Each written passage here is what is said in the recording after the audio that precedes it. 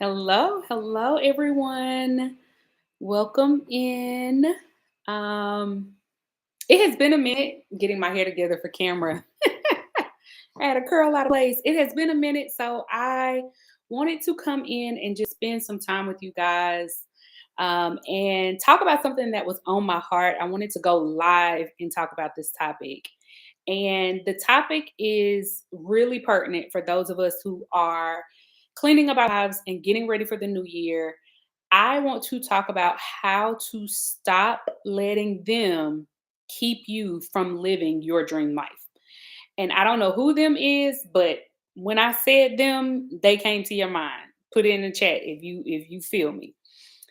How to stop letting them keep you from living your dream life. And then also I want to talk about just how do you activate your God-given power and literally start to manifest your dream life, right? How do we do that? And so I have a few tips for you guys today, and I'm super excited. You know, the thing that I know about my students, the things that I know about those of you who attend my events or have attended my events in the past, those of you who look to me as a mentor, as a teacher, and as a guide, I already know one thing about you. Number one, you're amazing. Okay. Because I don't teach a very easy, you know, message around manifestation, right? You are an amazing person because you're the person who is even going after the dream life, right? You're the person who is literally learning how to become more attractive to your dreams. You are the person that puts in the action. Another thing that I know about you guys, and that is because if you coach with me, if you attend my events, I actually do study you because you're like my twin, right? You're like my soul sister.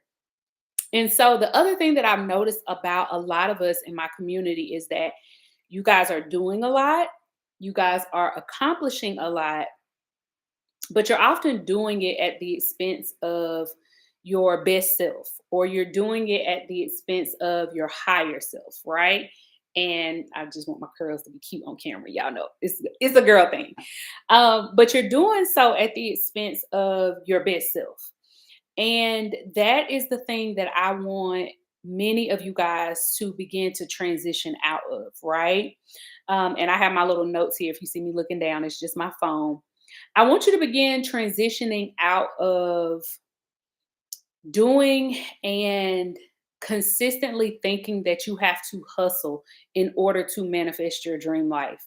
That is something that we're taught when we're a bit younger, but as we get older and as we actually start manifesting various roles and various things that we wanted in life, what we end up finding is that the work to keep these things up is it's a lot, right? And so we don't always transition very well into our next phase, which is the phase of just being able to receive the help and being able to receive all of the things that you need to actually bring forth a better life. And so I hope that, first of all, if anything that I said matches you, welcome. You're a part of my tribe. You're my girl.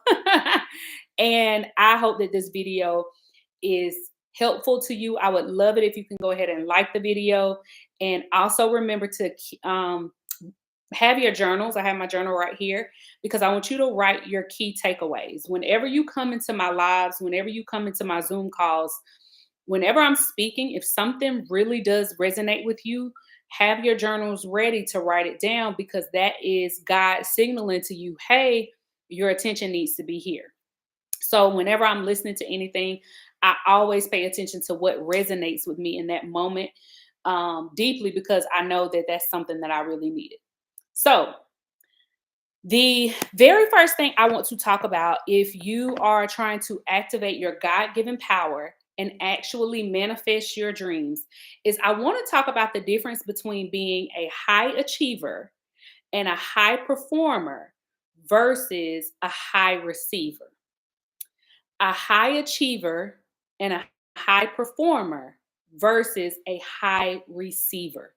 Those of us who transition over into manifesting our dream lives with a lot of ease, with a lot of fun, with a lot of joy, a lot of lightness, those of us who are seemingly just like we're manifesting things left and right, right and left. And people are like, oh my God, like, girl, how are you doing this? One of the things that we have spent our personal time on is learning how to not go so far into our achieving mode that we end up burning out and or neglecting the other areas in our lives that are truly important to us, right? The other areas of our lives that aren't our like goal area, right? So when you get to that stage where you're out of survival, right? Because some people are just still in survival mode. And survival mode is, I understand it very well. I grew up in a low income household. I understand the whole work hard hustle. I can do it by myself. I got to get it done, et cetera, et cetera. But eventually, if you're actually going to manifest your dream life and enjoy it, you have to learn how to let that go. All right. You got to move beyond it to get onward in your journey. And so once you get out of survival mode, then you kind of get into more of, if you're talking about money, I always call it my profit girl or my prosperity girl. That is where you're not living day to day trying to figure out how you're going to eat and how you're going to drink. You know, my mom was a single mom. If you haven't seen that video, go back and look at that video where she talks about the struggle of being a single mom with 4 kids and kind of being thrust into that space because, you know, she was looking for love in the wrong places, as she calls it. But once you get out of that stage, you're into prosperity, you into prosperous, you know that you did that through achieving. Achieving is a doing action, right? It is when in our current world we would call it more of a masculine frame. And right now I am teaching, so I am in my doing energy, right? I'm not in my being energy. I actually just got out of my being energy and just finished up the basics of my self care. So once I get done talking with you guys, I'm going to go ahead and kind of shift out of my self care mode and move a bit into the rest of the things that I have to get done for the evening. And then I'm going to have some fun. And so achievement is about doing, receiving, learning how to become a high receiver is about releasing the doing and then stopping, giving yourself time to analyze the work that you did to see if it's actually giving you a return. And when you are not like, when you are only in your hustle culture, hustle mode, gotta do, gotta get it done, independent woman, I can do it by myself, you know, all of the rhetoric that in the West we learn a lot. Western culture is really built on this. Capitalism is really built on this type of philosophy. If that is something that is your current paradigm, you are going to consistently find yourself being burnt out and being burnt out at best. There was a video that I taught you guys about the 4 stages of like basically how you know when you've done too much and when you've exhausted yourself as opposed to um and when you've exhausted yourself trying to do your dreams and get your dreams across versus you are in a stage where you're receiving your dreams and you're actually enjoying your life, right? You're actually enjoying the life that you quote unquote work so hard as a high achiever to get. You can't receive peace because you're just too tired. And those 4 stages, I want to reiterate them for you in case you guys don't know them. Those 4 stages are one is stress, right? So you need to be mindful of stress. After when you've had prolonged stress in your life, you're going to enter into burnout next. Stress is the precursor to burnout. Once you have spent too much time in burnout, meaning you didn't sit down, you didn't rest, you didn't reflect on your actions to see if they're actually yielding what you want, versus are you just doing, and at the end of the day, you don't have what you need in the first place to even move forward, right? You're just basically wasting your time. So after you move from stress, you go into burnout. When you stay past burnout and you still didn't turn around, then you're going to end up in depression. And after depression, if you continue on in that negative energy, the self loathing, all of the things that come behind depression, not wanting to get up, then you're going to enter into suicide or into that space where I have to watch YouTube, sorry, where you don't want to be here anymore, right? So, and we want to prevent that, right? We want to prevent people who want to do the S word. You know what I mean? I just don't want to be flagged by YouTube. But even if they flag it, I already said it. Y'all know what I mean. And so when you allow yourself to hustle, hustle, work, work, achieve, achieve, that is the only place you're going to end. There's actually a name for it, and it's called high functioning depression, right? When high achievers enter into that overdoing stage because they just didn't know how to sit down and revamp their lives, right? Sit down, rest in between the doing, and then also sit down and really see if what you're doing is even yielding you a reward. Most high achievers, most of you guys who are wives and moms and professionals, and you have several roles, friends, you're managing throughout the day, most of you guys actually have to go the other way, ironically, to become more successful and enjoy your life, your romantic life, your relationships, to have fun, to be light, to keep your femininity. Most of us have to go the other way, which is do less. And we'll talk about that. So that's the first thing. If you want to manifest your dream life and if you want to activate your God given potential, you have to learn the difference between being a high achiever and a high receiver. Okay. The second thing, you have to be mindful of your capacity. Okay. Like I said, I'm talking to amazing women. That's who I attract. You guys are already the cream of the crop. You're at the top. You're the best in class.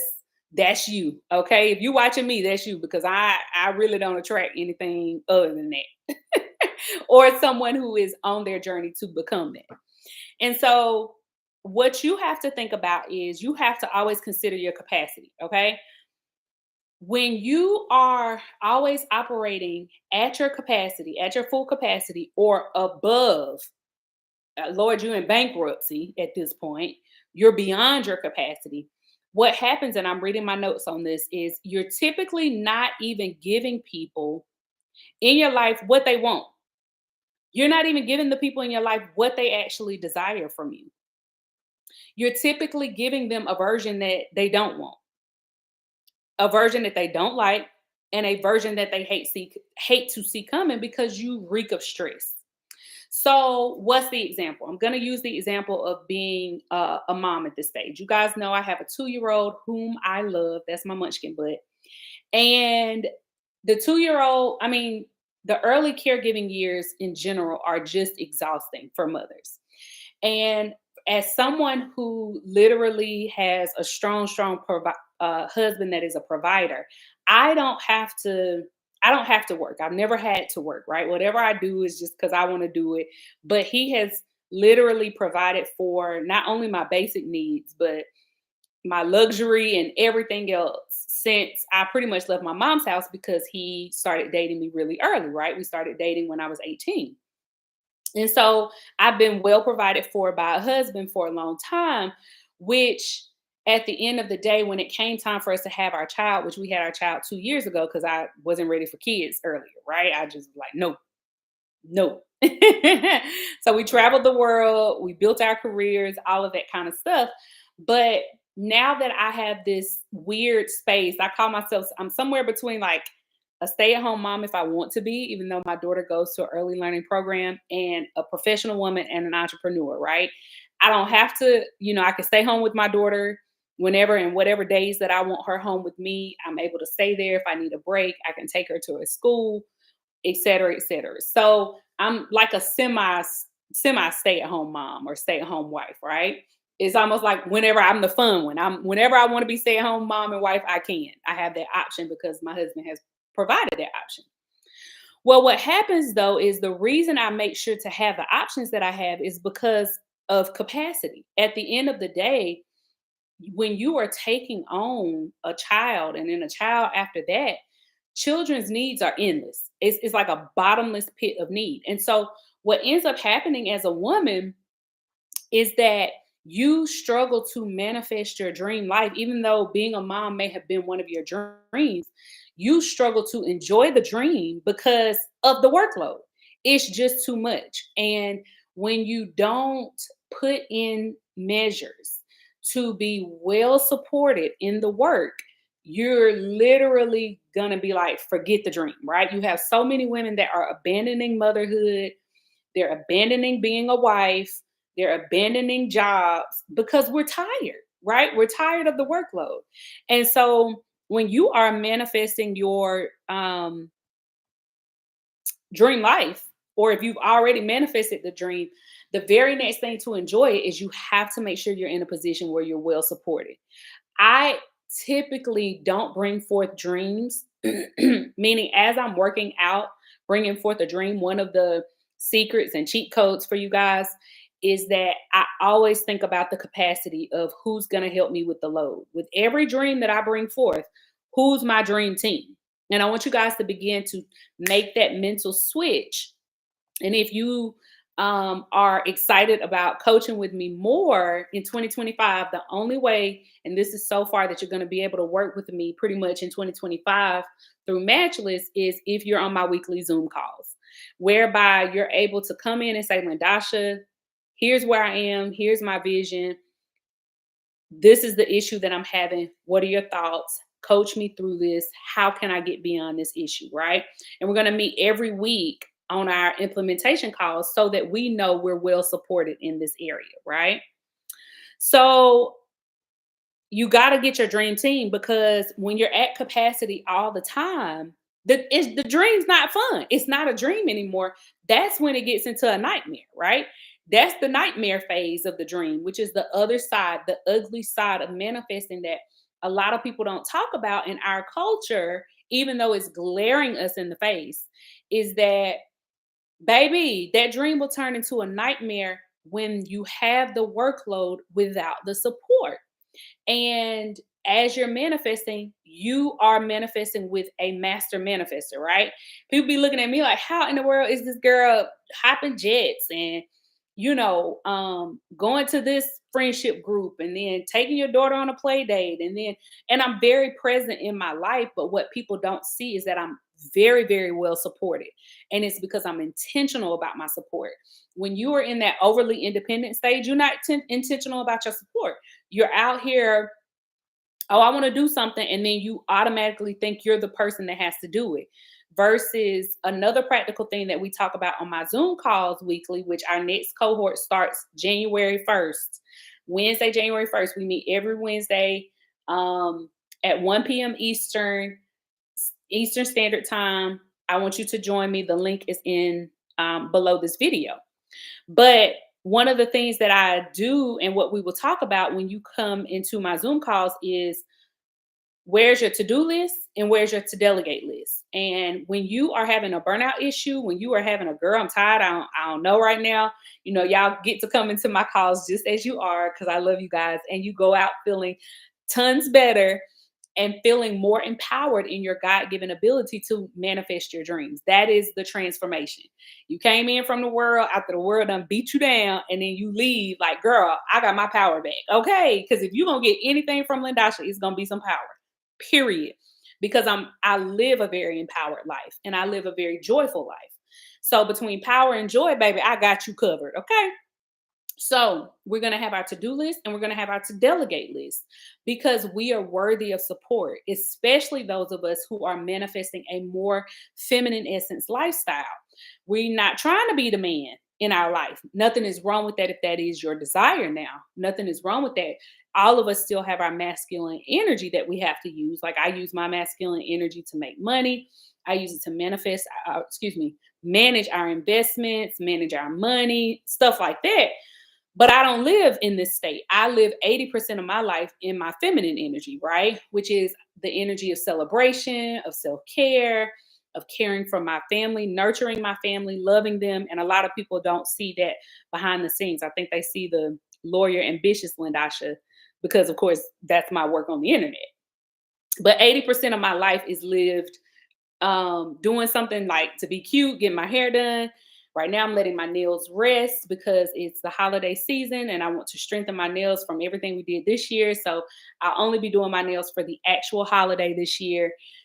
So just those little things, I'm taking care of my real body, right? I'm watching my body, what needs to be done, working out with my trainer, and then that nurturing aspect is 80% of my life. So that's the second thing. When you're at capacity, start noticing it, start building your support so that you don't have to live your life there. Okay. The third thing, women who keep their glow, women who keep their joy, their happiness, their fun in their relationships, their high bank accounts, and they are still, you look at them and you're like, she's still a high performer. Like, how in the world? What in the world is the secret, right? This is a secret that all happy master manifestors know. All of us know this. All happy master manifestors know that you can manifest your dream life and do it with exhaustion or without. You can manifest your dreams, right? Your goals, your desires, your ambitions. You can do it with exhaustion or without exhaustion. You can do it with burnout or without burnout. You can do it operating at full capacity or not. You can do it with the hustle culture or not with the hustle culture. You can manifest your dreams and your goals losing your femininity or keeping it. Master manifestors know that you can manifest your dream life uh, while neglecting your romantic life or not neglecting it. I be on the knot. Y'all gonna notice something. I be on the knot, neglecting the stuff that's important to bring forth something else. Um, you can manifest your dream life by neglecting your children or bringing your children a lower version of yourself that they don't even really want.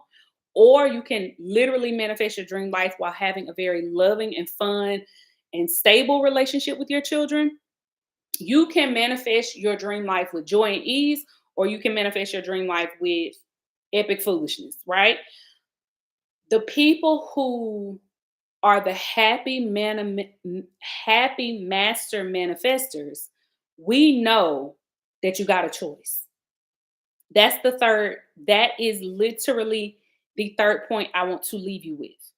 You can leave this live, and at the end of the day, you have a choice. If you're on the journey to manifest your dream life, because everybody ain't even on this, right? If you clicked on this video, I already know you're at least on the journey. But if you want to become a master in this journey, if you want to be manifesting your dream life every day the way I am, I look at my vision board. Almost every day, something from my vision board comes into my real life from my vision board. Almost every day. Almost every day. If not every day. I really feel like it's every day at this point. Like, I was counting what I've manifested so far this week from my vision board yesterday. And I was like, oh, it's one item a day. It's literally every single day. And so it compounds because I'm not giving attention to my survival life. It's not that you don't have moments of survival, right? I have moments of poverty mindset.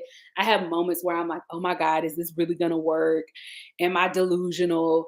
Is this real faith, or am I lying to myself? Like, of course, those things come to all of us, but because of my internal work and the things that we do on my weekly calls that I share with you guys, it's less and less, right? I can snap right out of it and get back to manifesting my dream life.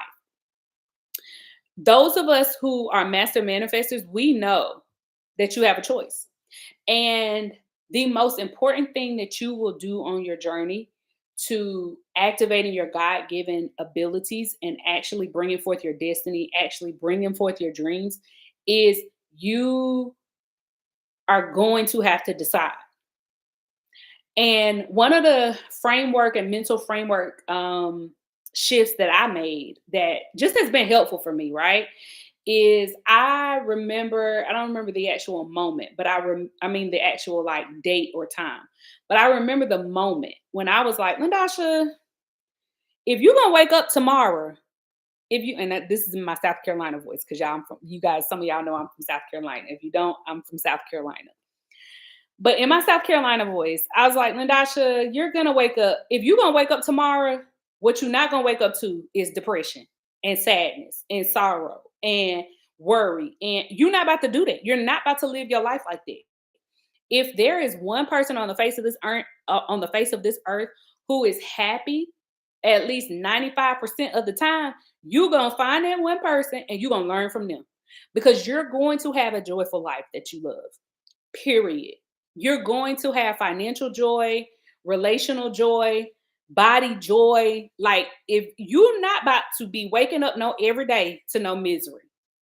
And that was a decision that I made. And once I made that decision, everything in my life just starts aligning with that, because you have creative power. You have creator power because you're made in the imago Dei of God, the image of God, right? And that's coming from a Judeo-Christian background. You are a piece of God. He literally is giving you breath, investing breath in you every single day. And as he's investing breath in you every single day, he is literally like, what you about to do with it? And I was like, and he tells us, he gives us guides in his word, right? I don't know which scriptural or holy text that you are a part of, but almost all of them have some baseline things that's the same. God is asking us to be joyful. And one of the baseline things is joy, especially if you're coming out of the top three religions: Judaism, Christianity, or Islam. And if you look at, from a Christian standpoint, and this is not about converting anybody, that's not my job here. I'm an attorney by trade, not a pastor, but I am a person who comes from the spiritual house of Christianity, or I am a Christian. And at the end of the day, the fruits of the spirit are love, joy, and peace. Them the first three, okay? The first three. And if you know anything about biblical referencing, what God puts first and what God repeats, he's trying to signal this is how you're wired. You are wired for love. You're wired for joy. You're wired to create a life that you absolutely love. If you are also coming from a Judeo-Christian background, and bear with me if you're one of my followers and you're not religious, take what you can, leave what you can't with everybody. But I want to leave you with this: even in our holy texts, even in sacred texts and readings, if you're coming from Hindu or Buddhism, I've read many of your Taoism, I've read many of your books, amazing, amazing insights in life. What you want to think about is at the start of the Bible, in the beginning, God created. The creative power of you to choose your life, it is wired in you. What you were conditioned for versus what you choose is the journey, right? That we're putting gaps between those things we were conditioned for that don't align with our lives, right? We're putting gaps between that and the things that literally are aligned with our lives, the things that are aligned with our dream life. That's what we're doing. When you come into my Zoom calls weekly, that's what we're doing. And some of the things you were conditioned for, because I don't like people who try to make like everything from your upbringing was bad. No, I was a very well loved child, right? That's one of the best things that I received from my upbringing. But my family, my mom was a low income earner, just partly because she had several children, right? And she was a single parent. So it was considered a low income household. We didn't master money, but my family absolutely mastered love.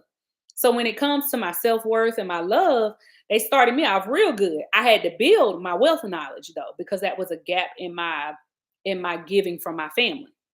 So the things that you were conditioned for that were good, keep. But the things that, life, society, crazy relationships that you went into that you shouldn't have been in the first place, that had you on your knees crying and doing all that crap, wasting your life for somebody who probably ain't even in it in a significant way still,